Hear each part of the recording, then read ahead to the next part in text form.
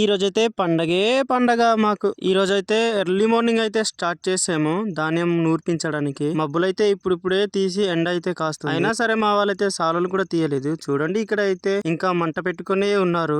9 గంటలైతే అయిపోయింది. అయినా చలి అయితే పోవట్లేదండి. చాలా చలిగా అయితే ఉంది. ఎండ వచ్చినా చలి అయితే వదలట్లేదు. అలాగే మా వాళ్ళైతే వర్క్ చేస్తున్నారు. చూడండి పని చేస్తూ చేస్తూ 11 గంటలు అయితే అయిపోయింది. అయినా మా వాళ్ళైతే భోజనాలు కూడా చేయకుండా అలాగే ధాన్యం నూర్పిస్తూనే ఉన్నారు. ఒక్కసారి పనిలోకి దిగితే అసలు టైం అంటూ తెలియదండి. అలాగే గడిచిపోతుంటది. దానికోసం అనేసి మా పెద్దనాన్న అయితే చికెన్ ని కట్ చేస్తున్నారు. చూడండి నాకైతే చికెన్ ఇవ్వకపోయినా పర్లేదండి. గుడ్డ అయితే దొరికింది. భోజనం చేసి గంట రెస్ట్ అయితే తీసుకున్నాము. ఆ తర్వాత వరిగడ్డను అయితే నిల్వ చేసుకుంటున్నాము. ఇది ఏంటంటే వర్షాకాలంలో ఆవులకి మేతగా వేయడానికి మాకైతే ఉపయోగపడుతుంది. అంతేకాకుండా పొలాలు ఆ సమయంలో దున్నుతాము. అప్పుడే అండి గడ్డి అయితే దొరకదు మాకు. అందుకే దీన్ని అయితే ఆవులకి మేతగా వేయడానికి వరిగడ్డను అయితే నిల్వ చేసుకుని ఉంచుంటాము. వీడియోని లైక్ చేసి మా పేజీని ఫాలో చేసి కొంచెం సపోర్ట్ చేయండి ఫ్రెండ్స్.